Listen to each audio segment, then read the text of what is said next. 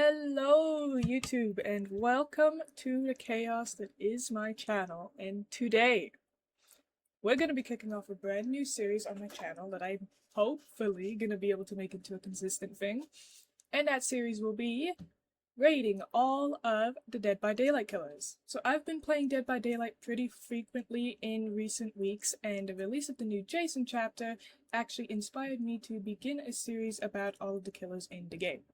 So how is this going to work? Glad you asked. In each video of this series, I will be covering each killer, their powers, special abilities, perks, skins and variations, playstyle encounters, and even covering their terror radiuses and chase music. I will then be rating each aspect of the killer as well as discuss a few of their add-ons that I personally find useful. I will then give you my own personal opinion on each killer and also give them an overall rating out of 10. Now keep in mind with this series that this is going to be based on my own experiences in the game with each killer.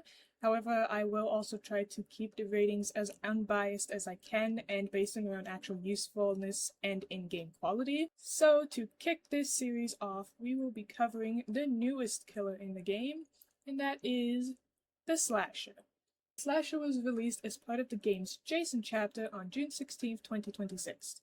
His real name is Jason Voorhees, a fictional serial killer character from the popular Friday the 13th franchise, which I have not watched. His default appearance is that of a masked, bald individual with a dirty white shirt, grey jeans, and a solid green flannel. He carries a machete in his right hand and wears bulky boots. The Slasher's personal power is known as Omnipresent Evil. When activated, this unique power allows the killer to become invisible, gaining the status of undetectable in the process. While in this mode, the killer cannot physically see survivors or their scratch marks, however they do still have the ability to locate survivors using visual cues. If a survivor is walking or running, footprints will trace their path. If a survivor is still, a red mist will appear and identify their location. This works if the survivor is repairing a generator or even when they are hidden inside of a locker. In this mode, the killer is also granted extra speed, allowing them to travel the map quite quickly. The Slasher's special ability is known as Jump Scare. While the player is in Omnipresent Evil mode, looking at a pallet space, a breakable wall, or a vault window will give them the option to teleport immediately to that area. Doing so exits Omnipresent Evil and grants the player Killer Instinct, which allows them to see and hear the heartbeats of nearby survivors. But wait, there's more. The Slasher is gifted with yet another ability, Throwing Spikes. The player can walk up to any hook or scrap pile within the map and pick up a spike. They can then aim the spike and throw it. If the spike successfully hits the survivor, it will knock them back and cause them to lose a health stage. If they're knocked into a wall, the survivor will be impaled and pinned against the wall, preventing them from running and allowing the killer an easy pickup. The Slasher comes with 3 unique perks: Hex, Scared to Death, Rampage, and Silent Shadow. Hex, Scared to Death activates after you've hooked 3 different survivors within the trial. Once it's activated, anytime you break a pallet during a chase, all the survivors within 13 meters scream, revealing their location, as well as become 13% hindered for 3 seconds. Yeah, there's a lot of 13 with this guy, because Friday the 13th. Anyway, Rampage allows you to gain tokens anytime you break a pallet or wall with a limit of, you guessed it, 13 tokens. Anytime you're blinded or stunned by a pallet, you gain 1% haste per token you have for 13 seconds. So basically, you could gain a total of 13% haste during a chase. This perk has a 20-second cooldown, so keep that in mind while you're playing with this perk. Silent Shadow is my personal favorite of the Slasher's perks. Anytime you hook a survivor, you gain Undetectable for 13 seconds, meaning your terror radius is gone. With this perk, you also gain Undetectable after all the generators are completed, which basically means you can patrol the exit gates without the survivors knowing where you are unless they physically see you. Now for the fun part, rating. I find the Slasher's Omnipresent Evil mode and Jump Scare to be quite handy indeed, and it's honestly very easy to learn. In some ways I might honestly even say that's a little bit OP, as you can basically sneak right up to survivors and they'll never know until it's too late. It certainly helped me to injure and down a lot of survivors in-game, plus like I said earlier, it also allows you to easily find survivors hiding in lockers, which is pretty cool, although surely sucks for the survivors. The spikes are interesting, however, unless you have a really good aim or you aren't stuck in an indoor map or a map with like a lot of objects that break line of sight. It's not super useful as it does slow you down to aim it and lets the survivors get pretty far ahead while you're trying to line a hit. Given all that, my first rating. I will be rating the slasher's power and special abilities a 7 out of 10. The difficulty for using the spikes, at least that I found, is the main thing keeping it from being an 8 or a 9. As for perks, each of the perks are quite useful and make him not only a good chase killer, but also a good stealth killer, combining both playstyles into one to make an overall tough adversary in game. So, I will rate the slasher's perks 7 out of 10. They only don't get an 8, 9, or 10 simply because I'm sure there are even better or more useful perks for other killers in the game, so I don't want to set the bar too high just yet. Now moving on. Add-ons. I'm not going to cover each and every add-on for the slasher, however I will cover the visceral and the very rare ones, as well as the ones that I personally use. The first one I use myself is Deputy's Badge. This add-on basically allows you to damage generators that you pass by while in Omnipresent Evil mode, assuming a survivor is not on them, and cause them to start regressing. If a survivor is on the generator, it presents them with a difficult skill check, which if they aren't expecting it can be quite handy for stopping that generator's progress and startling the survivor off of it. The second add-on that I use is Eye Goop, which, great name, totally disgusting. This add-on simply gives you the undetectable status effect for 13 seconds after you grab a hook spike, so it's especially good if you don't have a spike but have an idea where a survivor is. You can use that to sneak up on them and maybe even get a hit off with the spike, which, because it's a hook spike, makes him impaled and unable to heal until the spike is removed. The first visceral add-on is Dirty Money, allowing you to gain 2 tokens whenever a generator is completed. Then, if you break a pallet, a wall, or vault a window, you lose 1 token but gain a spike, which I imagine can be quite useful during a chase if you don't have a spike already. The second visceral add-on is Iridescent Boat Motor. This add-on allows you to mark windows for 13 seconds by passing through them in Omnipresent Evil mode. If you perform a jump scare within the 13 seconds, all of your marked windows become blocked for 13 seconds. This can be useful for sneaking up on survivors who are repairing a generator near windows, as you can prevent them from escaping so easily after a jump scare. The rest of the very rare add-ons include Bloody Magazine, Burnt Fuse, and Missing Corkscrew, all of which you're free to pause the video and read what they each do. Overall, I think these slashers add-ons are pretty neat, and each one has its pros and cons. Like I said, I personally enjoy damaging generators without needing to kick them, as well as just become undetectable wherever I can, but the rest of the add-ons seem pretty useful and interesting. So, it's time to rate the slashers add-ons.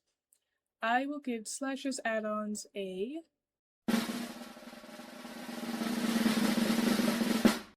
6 out of 10. Again, I don't want to set the bar too high straight off the bat, as I am sure that other killer add-ons are also very good as well. Now let's get on to the gameplay and mechanics for the slasher. The slasher has a base movement speed of 4.4 meters per second, making him slightly slower than most other killers. Patrolling generators the usual way isn't very efficient because of this, however becomes quite easy when Omnipresent Evil mode is activated. As soon as the match begins, you're granted your power very quickly, and thus encouraged to activate Omnipresent Evil straight away. From there you patrol generators and use sound cues and the mode's special visual cues to locate survivors. Once one or more survivors have been found, you pick a nearby pallet or window to perform jump scare, which allows you to quite literally jump the survivors and track them for a short time with Killer Instinct. From there, chases are about standard with this killer. If you're lucky enough to get a quick hit directly after a jump scare, it gives you an advantage during the chase. For long-range chases, it's encouraged to attempt to use the spikes to down a survivor who's far away, or, if they're still healthy, attempt to try and impale them against the wall. Downing and hooking works about standardly, however your various perks can offer you an advantage, such as becoming undetectable after hooking with Silent Shadow. The Omnipresent Evil mode really is very handy as a significant part of your gameplay with this killer, and I personally have already developed a habit of cloaking, if you will, after a hook to try and jump out of survivors. Being able to find survivors easily in lockers can also be quite useful, especially if you're down to 2 survivors and one is on death hook, the other may choose to hide in the locker until the hatch spawns for safety.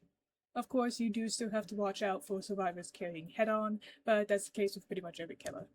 Overall, locating survivors is relatively easy, as is sneaking up on them, which makes this killer very useful if you're used to and enjoy a stealthy gameplay style.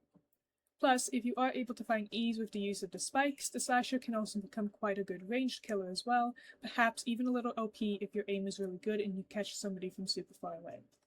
As for countering, there isn't really a specific method for countering the slasher. However, sabotaging hooks can help in some ways, as the killer can use hooks as spikes. During chases, the best thing to do is to just loop the killer, as he is a little bit slower, plus breaking line of sight is vital to avoid getting hit by the spikes. So I will give the slasher's playstyle and gameplay a rating of 6 out of 10. I give it that rating mainly because there isn't a direct method for countering him or his abilities beyond breaking line of sight. Plus, again, I've generally not had a lot of luck with throwing objects as killers, so there's that. Next up, we're going to take a look at the customization. The slasher comes with 5 different skins, including the default one, which I already covered in the beginning. The first one is Death Forsaken. This skin gives him a shovel instead of a machete, as well as a zombified look, with exposed bones and a red jacket along with gloves, plus the mask looks a little bit more dirty. The second skin is called Depths of Despair. This skin is pretty cool and honestly kind of makes him look like the cursed crew of the Flying Dutchman from Pirates of the Caribbean, complete with corals growing on him, and his machete is also longer. The next skin is called Backwards Horror. It makes him look like a lumberjack with an axe and a dirty yellow checkered flannel. Backwards Terror is the final skin and is basically the same as Backwards Horror, only with a red flannel. The slasher skins are pretty neat. I don't know all the lore from the Friday the 13th series, because like I said, I haven't seen it myself, but I do think these skins kind of suit what I have heard about him. And my personal favorite skin is definitely the Depths of Despair one, and I just love that coral look. Overall, I rate the slasher skins a solid 6 out of 10. The only reason it isn't higher is because the skins don't change his base appearance all that much, plus the last two are basically the same thing with just a different color, so there's not a whole ton of diversity there, but they're still pretty cool. And finally, we're going to take a quick listen to his terror radius and chase music.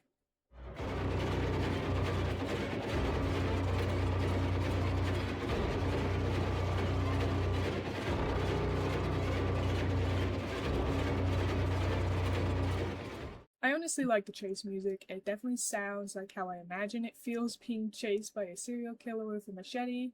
Very intense, plus has that like terror flutter kind of to it. Can't really describe it quite well, but it's pretty cool and intense, and I do think it suits him quite well.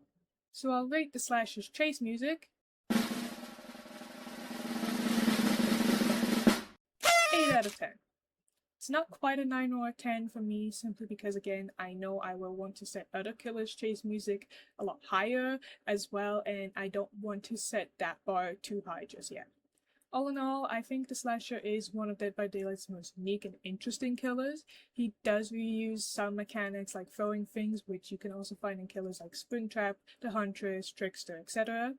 But his omnipresent evil mode makes him pretty damn scary to go up against, and difficult to counter without sustaining some injuries and possible downing. I do sort of wish there was a more direct way to counter him, such as maybe blocking a nearby window or pallet to prevent him teleporting there, but still he is a pretty solid killer overall. So, the moment you've all been waiting for. It's time to give an overall complete rating for the slasher in general. Now, instead of giving the killers a sort of biased complete rating, I'm instead going to give you the calculated average for them based on the ratings I gave each of their individual aspects. So the results are in. Based on my previous ratings, the slasher gets an overall rating of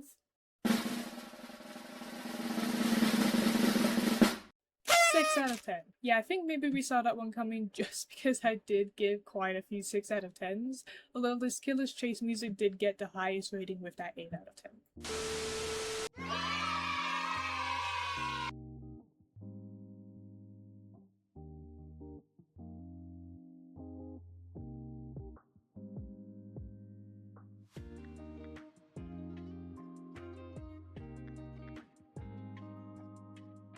So there it is, folks. The very first killer in this series has received a final rating. It isn't honestly quite as high as I expected it to be going into this. However, I'm sure as we continue this series, there's a good chance that other killers will become more clearly ranked over this one. But of course, at the end of the day, a lot of this is based on my personal opinion. I know it's impossible to remove all bias completely from this, so absolutely let me know down in the comments below what you would rate this killer. I do sort of have a plan for the next few killers I want to cover, but absolutely let me know which one you'd like to see next, and if a certain killer gets enough votes, I'll see about doing that one as well in a closely future video. But until then, thank you so much for watching. I hope you enjoyed this overview and rating of the slasher, and please feel free to subscribe if you want to see the next killer in this series. Until next time, peace!